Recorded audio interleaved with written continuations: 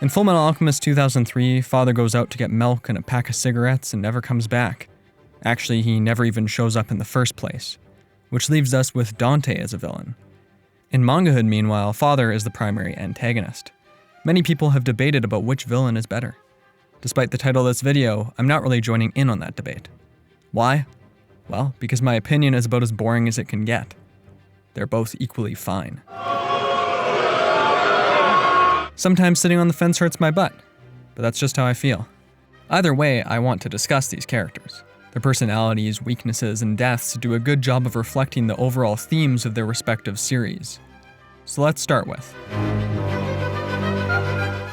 Father, above all else, is prideful. The fact that he attempts to remove his human vices does nothing to change that. By extension, he's selfish and thinks incredibly little of humans. In fact, he tends to view homunculi and humans alike as pawns. If they don't serve some purpose to him, well, then they can be disposed of. As Father says when Ed pleads with him to heal Ling's injury, he's useless to me. He also compares humans to insects, stating that they're so beneath him that it's impossible to care about them one way or the other. Basically, he's so far above these humans that he views them as a waste of his thoughts and energy, even if some of them are instrumental to his plans. Here, however, his biggest weakness becomes clear. He's way too self-centered. As such, he views humans in an oversimplified way. By extension, he thinks that the emotions he supposedly expelled from himself are hindrances. As Greed's character change and motivation show us, this is a massive mistake. In the end, because he's so confident that he can predict Greed's every action, he doesn't predict Greed's act of self-sacrifice. Of course, Greed's sacrifice is a very important part of his demise. Without that happening, he might have succeeded on some level. Similarly, he lets all these humans roam around. Hohenheim, Ed, Al, Azumi, Mustang. Even though he could have found a better way to deal with them, he viewed them as so fundamentally flawed, as so much weaker than himself, that he thought there was no way they could come up with a plan to thwart him. As such, when Bradley's wife gets kidnapped, he fails to understand that even though she doesn't matter to him, she does matter to someone. So she still has an effect on him and his plans. He's unable to take another person's position and understand it. And that's his greatest weakness. In essence, he fails to see the bigger picture. He only sees the one and not the all. As you might expect, this desire and position clashes with Ed's own experience and his realization that he's nothing more than an ordinary human. Learning that is part of coming to understand the meaning that one is all and all is one. Understanding that is key to Ed's journey, and just the opposite is key to Father's journey too, because he never learns the meaning of that phrase. Much like Father Cornello in the very first chapter of the manga, Father attempts to become something he isn't. And where Father Cornello manipulates people into seeing him as a god, Father manipulates people in his quest to consume God. He does this with the homunculi, humans, and souls swirling inside him. Father may be able to see that for every human who dares challenge the natural order, a fitting punishment is meted out to put them in their place. But he fails to make one final, essential step. He fails to apply that rule to himself. For that reason, the truth punishes him, trapping him within the gate, consuming him.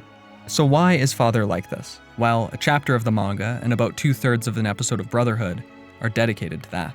Here we're shown Hohenheim's flashback of his life as a slave and eventually an alchemist in Xerxes. It's revealed that Father is a product of an alchemist's experiment. As a result, he's trapped in this flask. Physically, he's a weak, limited creature. The root of Father's desire is understandable. He doesn't want to be trapped, and who can blame him? He was trapped in that flask for a long time, unable to properly move in the world, to have autonomy. However, getting out of the flask doesn't heal him. No, he needs more. To him, any limitation is a curse, any boundary is meant to be broken. He's willing to wipe out everyone, everything, just to transcend what he sees as an overly limited existence.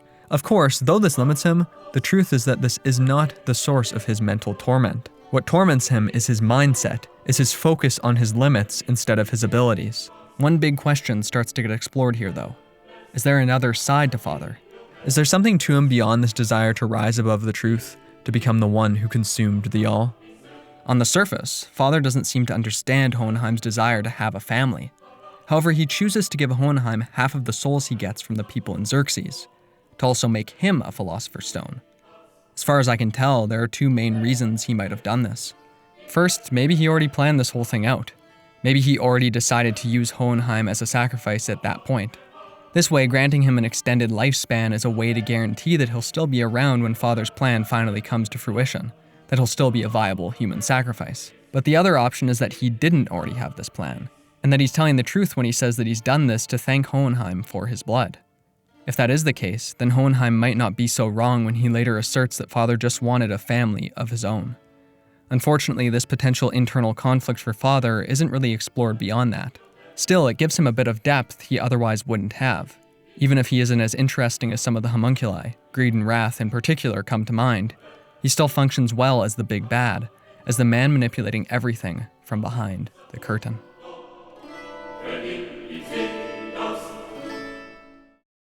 Dante has many similarities to Father.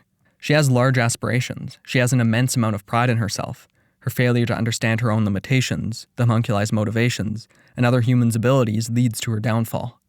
After all, when her new bodies are decaying faster and faster, she simply tries to get another Philosopher's Stone made so she can switch bodies again. She believes she's above other people, that the rules of the world do not apply to her.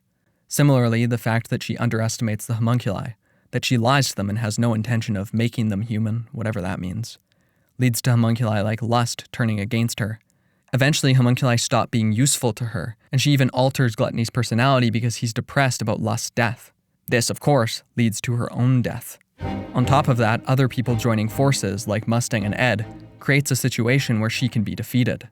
However, Dante's relationship to Ed and Al is more personal than Father's. She needs to manipulate them throughout their journey, so that they'll create a Philosopher's Stone for her. Meanwhile, Father just needs to keep most of his human sacrifices alive. In order to get the homunculi to work for her, she lies to them, raises them from their malformed states, and feeds them pieces of the Philosopher's Stones. After that, she uses these homunculi to manipulate Ed.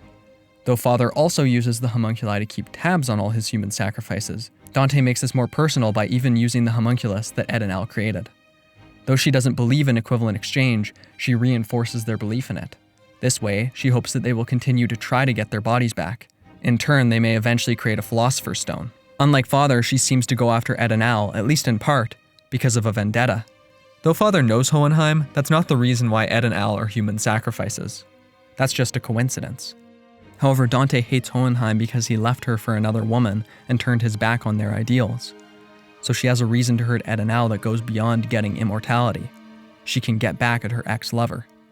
Besides, she wants to get it on with Ed, which is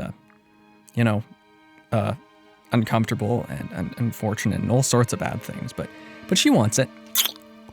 But unlike Father, she has strong opinions about humans that she's willing to voice, and she sees them as fools. When Azumi asks if she likes them, she simply says, "How could I like them? They are selfish, they learn how to use a little gunpowder, and there is nothing but war. If they were to learn all the secrets of alchemy, how much calamity do you think would come about?" Here we're also introduced to another one of her motivations.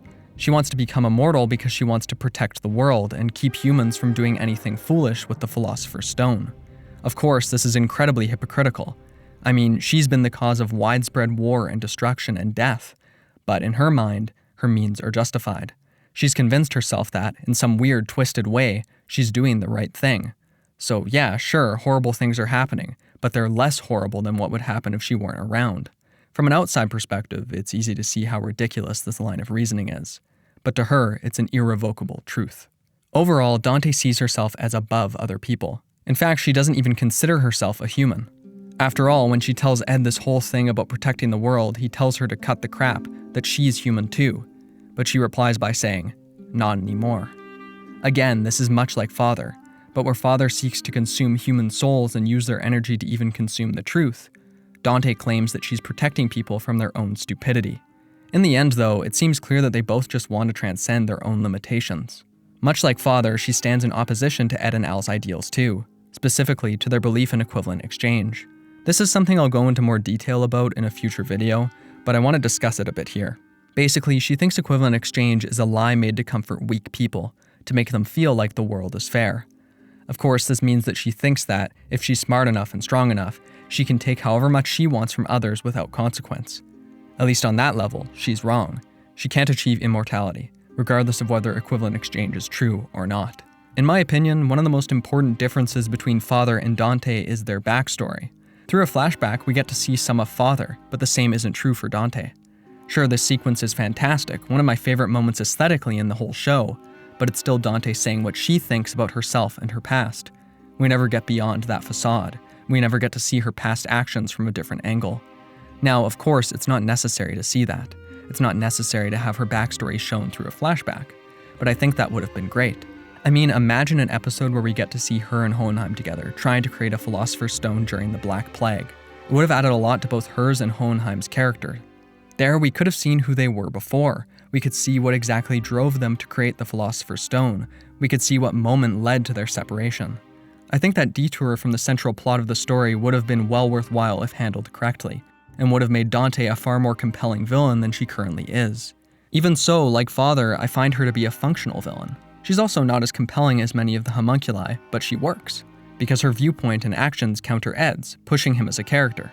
Though she herself might not seem interesting, she makes Ed far more interesting. By extension, she makes the moral landscape of 2003 more complex, and that's good enough for me.